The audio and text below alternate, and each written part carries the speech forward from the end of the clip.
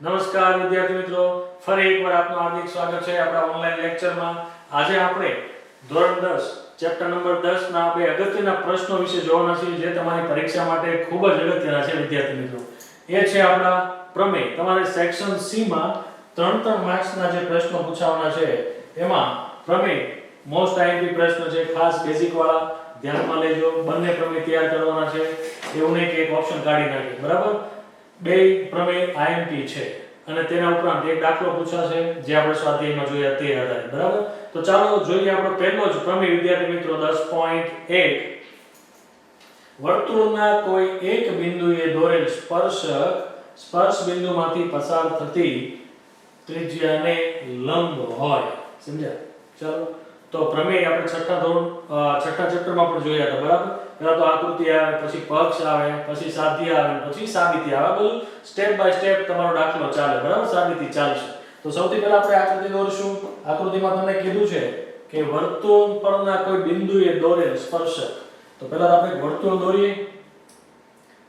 ચાલો, આ છે આપણું વર્તુળ.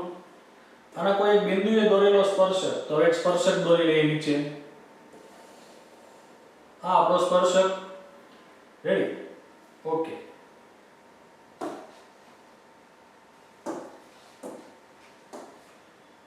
સ્પર્શ બિંદુનું નામ આપી દઈએ આપણે P. રેડી? સ્પર્શ બિંદુ છે આપણું P. આ એક સ્પર્શકનું નામ આપી દો x y. ઓકે. વર્તુળના કોઈ બિંદુએ દોરેલો સ્પર્શક સ્પર્શ બિંદુમાંથી પસાર થતી ત્રિજ્યાને લંબ હોય. તો વિદ્યાર્થી મિત્રો ત્રિજ્યા પણ દોરીએ. આ છે આપણી ત્રિજ્યા. ત્રિજ્યાનું નામકરણ કરી દઈએ. વર્તુળનું કેન્દ્ર O, ત્રિજ્યા થઈ આપણી OP. ચાલો, તો આ ત્રિજ્યા અને સ્પર્શક એકબીજાને લંબ છે તેવું આપણે સાબિત કરવાનું છે, બરાબર? આપણી આકૃતિ થઈ ગઈ એકદમ ઈઝી. ચાલો આના પરથી હવે પક્ષ લખીએ. પક્ષ એટલે તમે જે વિધાન આપેલું છે એમાંથી બનાવી શકો. વિદ્યાર્થી મિત્રો યાદ રાખજો, પક્ષ તમે તમારી રીતે જાતે બનાવી શકો. રેડી? તો પહેલો છે આપણો પક્ષ. પક્ષમાં શું લખીશું? તો તમે તમારી રીતે લખી શકો ભાઈ O કેન્દ્રિત વર્તુળ છે, તેનો સ્પર્શક xy છે જે P બિંદુએ છેદે છે. રેડી? લખીએ.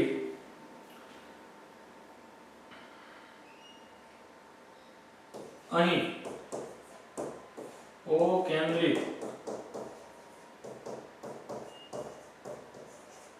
વર્તુળનો સ્પર્શક વર્તુળને P બિંદુમાં સ્પર્શે છે.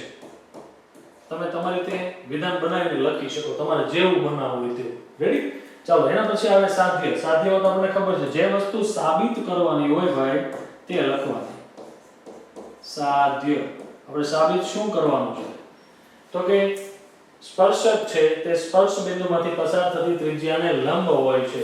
એટલે OP લંબ xy.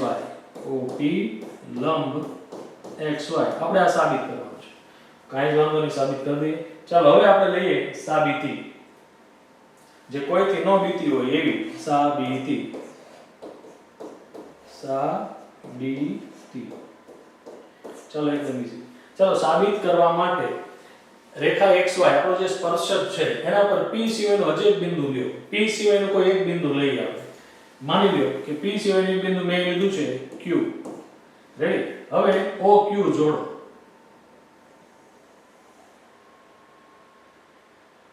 જોડી દીધું.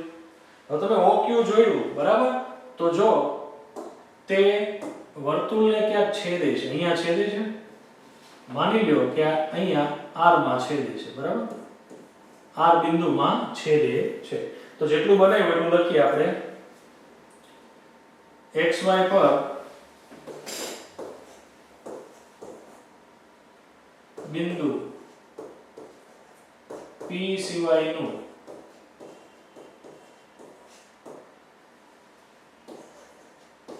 એક બિંદુ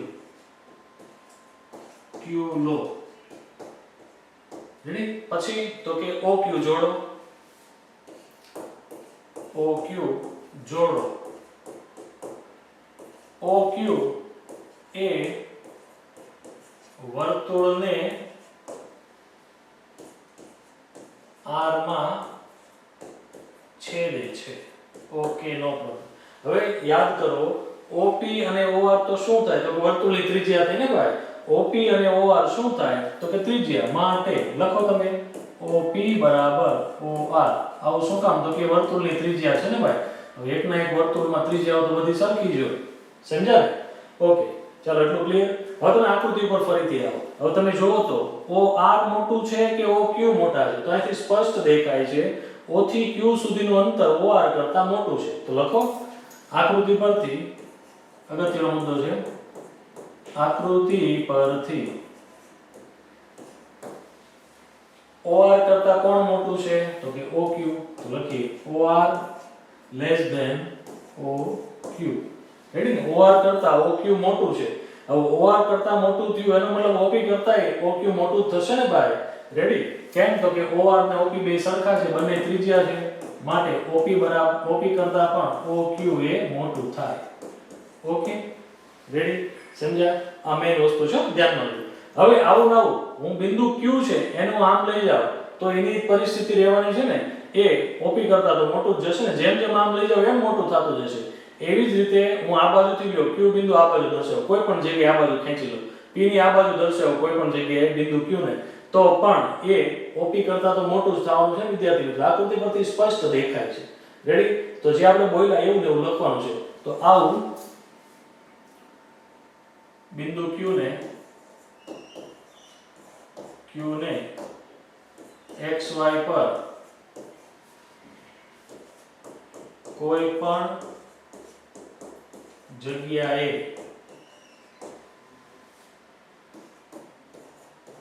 દર્શાવતા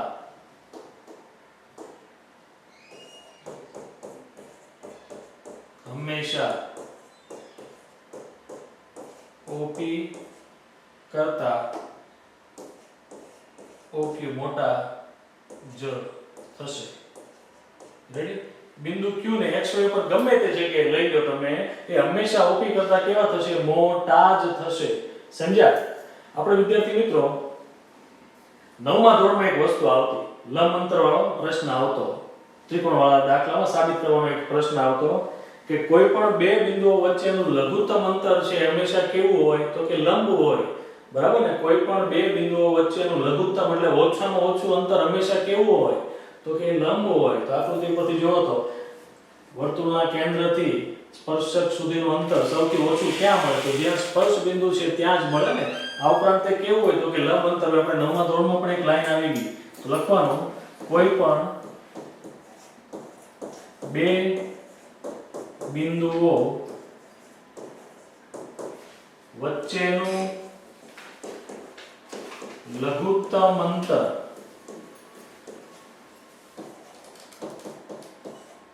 હંમેશા લંબ અંતર જ હોય. રેડી?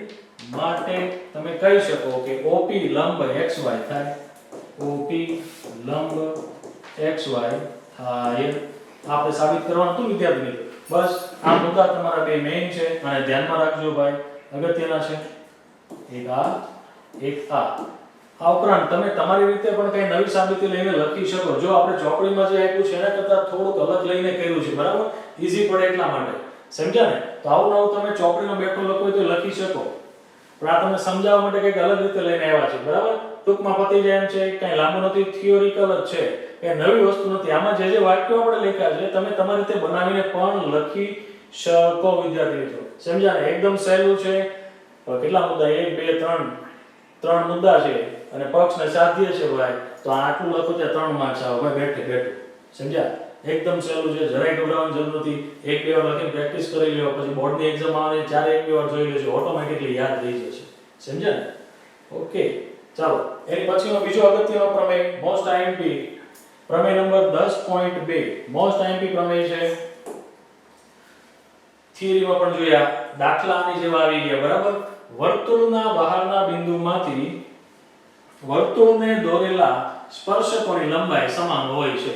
આપણે અત્યાર સુધી દાખલામાં વિધાનનો ઉપયોગ કર્યો છે એટલે પ્રમેય 10.2 પરથી આ રીતે લખી શકાય. હવે આપણે એને સાબિત કરવાનું છે. તો કઈ રીતે?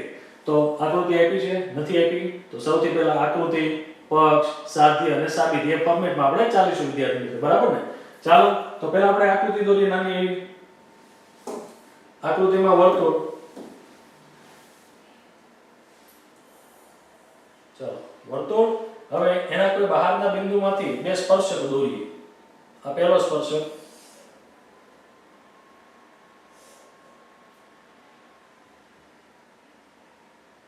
ઓકે, નીચે બીજો સ્પર્શક. આ થઈ ગયા બે સ્પર્શક. હવે વર્તુળનું કેન્દ્ર લઈ લ્યો O. આ છે આપણા વર્તુળનું કેન્દ્ર O. સ્પર્શ બિંદુ નામ આપી દઈએ અનુક્રમે A અને આ B. વર્તુળના બહારના ભાગમાં આવેલ બિંદુ P લઈ લ્યો. ચલો આપણે PA અને PB સરખા છે તેવું સાબિત કરવાનું છે. તો વિદ્યાર્થી મિત્રો ત્રિજ્યાની જરૂર પડશે ને ભાઈ, ત્રિજ્યા વગર ભેગું નહીં થાય. ત્રિજ્યા દોરો OA અને OB.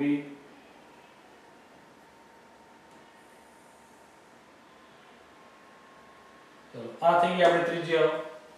હવે OP ને જોડી દો. આપણે ડોટેડ લાઈન થી જોડી દઈએ.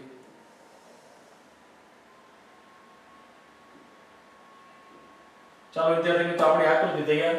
હવે આના આધારે આપણે પક્ષ અને સાધ્ય લખીએ, પછી આપણે સાબિતી તરફ જઈએ. ચાલો એમાં પહેલું પક્ષ અને સાધ્ય તમે તમારી રીતે લખી શકો. ચાલો પક્ષમાં તમે શું કહી શકો? તો O કેન્દ્રિત વર્તુળના બે સ્પર્શક PA અને PB છે. વાત પૂરી. ચાલો લખીએ O કેન્દ્રિત વર્તુળના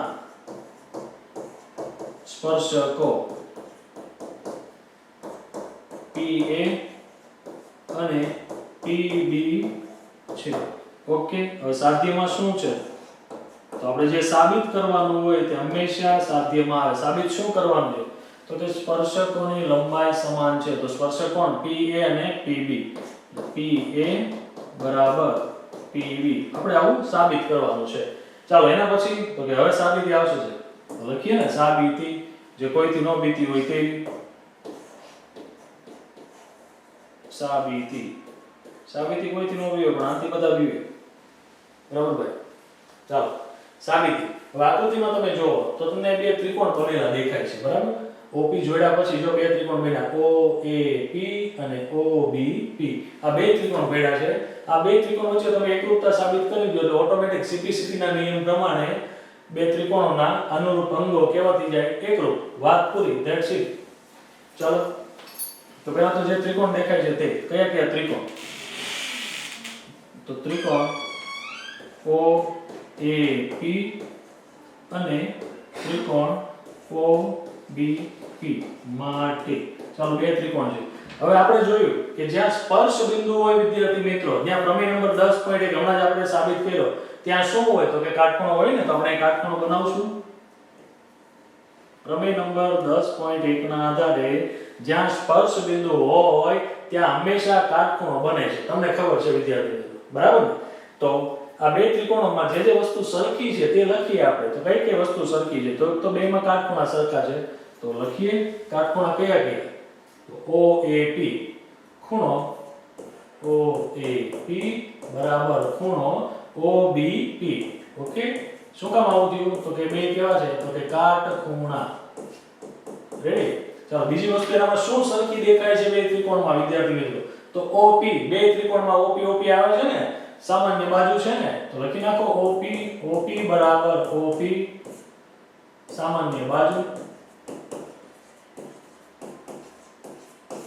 ચાલો અથવા તો એને કર્ણ પણ કહી શકો તમે. કાટખૂણાની સામેની બાજુને કર્ણ કહેવાય, બરાબર? કર્ણ પણ કહી શકો. એના પછી OA અને OB બે ત્રિજ્યાઓ થઈ ને, બે ત્રિકોણમાં આવે ને. OA બરાબર OB એને શું કહેવાય? ત્રિજ્યા. હવે બે બાજુને એક ખૂણો થઈ ગયો, બરાબર? તો વિચાર કરો એ કઈ કઈ વસ્તુ થઈ? તો કાટખૂણો થયો, એની સામેની બાજુ એટલે કર્ણ, કાટખૂણો, કર્ણ અને કોઈ પણ એક બાજુ. કાકાબા શરત આપણે કાકવા શરતના આધારે આ બે ત્રિકોણો કેવા થયા? તો કે એકરૂપ થયા કહેવાય ને. માટે લખીએ આપણે ત્રિકોણ OAP એકરૂપ ત્રિકોણ OBP. શરત કઈ વાપરી? કાકબા. હવે બે ત્રિકોણો જો એકરૂપ થઈ ગયા હોય વિદ્યાર્થી મિત્રો, તેના બધા જ ખૂણા અને બધી બાજુઓ કેવું થાય તો કે એકરૂપ થાય. તો લખો ને કોની જરૂર છે તો કે PA અને PB ની જરૂર છે ને, લખી નાખો. માટે PA બરાબર PB થાય. આવું ક્યાંથી લેવા તો કે એનો નિયમ છે CPCT. ચાલો CPCT એટલે બે એકરૂપ ત્રિકોણોના અનુરૂપ અંગો એકરૂપ હોય એ CPCT નો નિયમ. બરાબર, CPCT નું ફૂલ ફોર્મ એકરૂપ ત્રિકોણોના અનુરૂપ અંગો સમાન થાય. ઓકે, એના આધારે આપણે PA બરાબર PB કહી શકીએ. આપણે સાબિત શું કરવાનું હતું? PA અને PB કરવાનું હતું. એકદમ ઈઝી. પરીક્ષા માટે IMP લખવું હોય ત્યાં લખી જ રાખજો. IMP પ્રશ્ન છે આ, પરીક્ષામાં પૂછાવાની શક્યતા સૌથી વધારે આની. 10મા ચેપ્ટરમાંથી પ્રમેય હોય, બેમાંથી એક પૂછવાની શક્યતા સૌથી વધારે આની છે. સમજાય વિદ્યાર્થી મિત્રો? તો એકદમ સહેલું છે. બે નાના નાના પ્રમેય છે, એમાં આ તો ખાલી બે ત્રિકોણ એકરૂપ સાબિત કરજો, વાત પૂરી થઈ ગઈ. અને આગળનો ખાલી ત્રણેક મુદ્દા યાદ રાખવાના છે. આગળના પ્રમેયમાં પણ એમાં તમે તમારી રીતે પણ સમજાવી શકો. એના મેઇન મુદ્દા આ બે છે. બસ આટલી આઈટમ ત્રણે આ મુદ્દા યાદ રાખો એટલે ઓટોમેટિકલી તમને આખો પ્રમેય યાદ. મુદ્દા ગોખવાની જરૂર નથી. બે વાર પ્રેક્ટિસ કરી નાખો. આ મુદ્દા મારે યાદ રાખવાના છે. વાત પૂરી વિદ્યાર્થી મિત્રો. બસ એટલું જ છે. વિદ્યાર્થી મિત્રો, અહીંયા આપણા બે પ્રમેય પૂરા થાય છે, જે પરીક્ષા માટે ખૂબ જ અગત્યના હતા. તો વિદ્યાર્થી મિત્રો, અહીંયા આપણા ચેપ્ટર પૂરું જાહેર કરીએ છીએ. આપણું ચેપ્ટર પૂરું. હવે કંઈક નવા લેક્ચરમાં મળશું નવી માહિતી સાથે. ત્યાં સુધી લખતા રહો, વાંચતા રહો અને પ્રેક્ટિસ કરતા રહો. સમજ્યા?